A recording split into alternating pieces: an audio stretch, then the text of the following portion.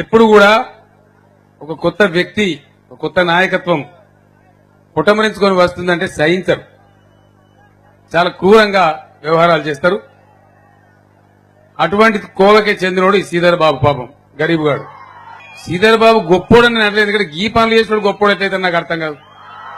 100% రేపు TRS government వస్తుంది. మరి పుట్టమధు కూడా అధికార పార్టీ ఎమ్మెల్యే అవుతాడు. పుట్టమధు గెలిచిపోయిందని సర్వేలు చెప్తున్నాయి, ఇంటెలిజెన్స్ డిపార్ట్మెంట్ కూడా చెప్తుంది. శ్రీధర్ బాబు అవలంబించిన పద్ధతుల వల్ల, ఆయన చేపట్టిన చర్యల వల్ల ఎంతమందికి ఎన్ని రకాల విసుగున్నదనేది మనకు అర్థమవుతా ఉంది. ఈ మంతెన నియోజకవర్గంలో చాలా మంది ఆదివాసీ గిరిజనులు ఉన్నారు. ఇక్కడ ఆదివాసీ గిరిజనుల ఆరాధ్య దైవం నిజాం సర్కారు 1,00,000 ఎకరాల పట్టాలు గిరిజనులకు ఇవ్వడానికి కారణభూతుడైనటువంటి కొమురం భీం చాలా గొప్ప బిడ్డ. తెలంగాణ జాగృతి అధ్యక్షురాలు నా కూతురు కవిత కొమురం భీం విగ్రహాన్ని ప్రతిష్ఠ చేయడానికి నా కూతురును అరెస్ట్ చేయించిండు. ఆయన కొమురం భీం విగ్రహాన్ని పోలీస్ స్టేషన్ లో పెట్టించిండు. ఈ రోజు కూడా ఆ విగ్రహం పోలీస్ స్టేషన్ లో ఉన్నది.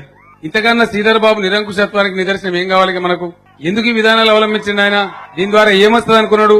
నేను స్థానిక పోలీస్ అధికారులకు కూడా మనవి చేస్తా ఉన్నా, Sridhar Babu right now is not even MLA, assembly is under dissolution.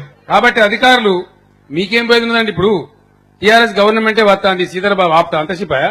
Sridhar Babu ఏందన్నాకి మంత్రి మందమే కదా, కూపస్థ మండుకం లాగా బయట జిల్లాలని ఊగిపోతున్నాయి. ఈ శ్రీధర్ బాబు తాత జేజమ్మ కూడా ఆపలేడు. ఇప్పుడు ఇలా టీఆర్ఎస్ పుట్టుక కూడా ఒక చరిత్రనే, తెలంగాణ రాష్ట్రం వచ్చి కూడా ఒక చరిత్రనే. తెలంగాణ రాష్ట్రం వచ్చిన ఈ సందర్భంలో తెలంగాణ ప్రజలందరూ ఈ కాంగ్రెస్ సన్నాసుల చేతుల తెలంగాణ పెట్టడానికి సిద్ధంగా లేరు. ఈ నుంచి డే టు డే ఇంకా పెరుగుతుంది టీఆర్ఎస్ గాలి తప్ప కరిగేదేం లేదు. దాన్ని ఎవరు కూడా ఆపలేడుగా. ఇప్పుడు శ్రీధర్ బాబు అర్థం చేసుకోవాల్సింది ఒకటే, శ్రీధర్ బాబు గాని ఆయనకు సహకరించే మిత్రులు గాని అర్థం చేసుకోవాలి, డెమోక్రసీ ఈజ్ వెరీ పవర్ఫుల్. అతి చేసిన వాళ్ళకి ఏమైతుంది? సినిమాలో లాస్ట్ సీన్ లెక్క అవుతుంది. చివరి సీన్ ఎట్లుంటది? టీఆర్ఎస్ అభ్యర్థి గెలవాలని ఆకాంక్ష లేకపోతే ఈ మంత్రి రానే రారు, ప్రజలకు ఇష్టం లేకపోతే రారు. కాబట్టి నేను అధికారులతో మనవి చేస్తా ఉన్నా, కైండ్లీ డోంట్ బిహేవ్ పార్షియల్. జరిగింది ఏదో జరిగింది గతంలో. Sridhar Babu is an ordinary party candidate, nothing more than that. Please don't treat him as a VVIP. Is not a VVIP at all. బ్రిడ్జిలు కట్టాలి సంబంధాలు వస్తాయి, బ్రిడ్జిలు కట్టాలి సంబంధాలు వస్తాయని ఒక 10 పాయింట్లు రాసిండ్రు. ముత్తారం నుంచి ఎటో కట్టాలి, పలాన్ దగ్గర నుంచి ఎటో కట్టాలి, పలాన్ దగ్గర నుంచి ఎటో కట్టాలి, గోదావరి మీద కట్టాలి, మానేరు మీద కట్టాలి, ఎన్నో ఉన్నాయి అట్లాంటి బ్రిడ్జిలు. శ్రీధర్ బాబు గారి నాయన స్పీకరు, చాలా పెద్దోడు ఆయన. ఈయన మంత్రి కథా కార్ఖాన, ఈయన 8 ఏళ్ల నుంచి ఈయన అధికారంలో ఉన్నాడు. విప్పు ఏదో ఉండే ఆయన. మరి వీళ్ళు ఏం చేసినట్టు నాకు అర్థం కాదు. గివి కూడా చేత కాలేదా వీళ్ళకు? ఈ బ్రిడ్జిలు కట్టరాలేదా? ఇదేం గొప్ప పని? అదేమన్నా పెద్ద దానికి 1,000 కోట్లు కావన్నా?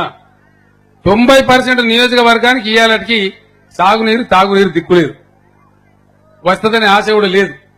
మొదలుపెట్టిన రిజర్వాయర్ ప్రాజెక్టులు 8 ఏళ్ళు అయితే కూడా ఎక్కడ వేసిన గొంగడు అక్కడన్నట్టే ఉన్నది. మరి ఎందుకు శ్రీధర్ బాబు నీకు మంత్రి పదవులు? నాకు అర్థం కాదు. మందిని పోలీసులతో కొట్టించడానిక? మంత్రి పదవులు ఉంటే, నీకు ముఖ్యమంత్రి దగ్గర పలుకుబడి ఉంటే అధికారులు నొప్పించి మెప్పించి రాకెట్ వేగంతో పనులు గ్రౌండ్ చేస్తే నువ్వు సిపాయి. పదవి దానికి ఉపయోగపడాలి కానీ ఈ దీనికి కాదు, ఈ దందాకు కాదు.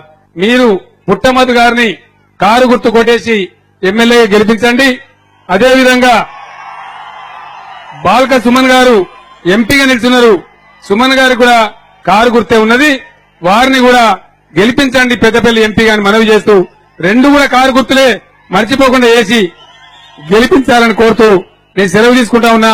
జై తెలంగాణ.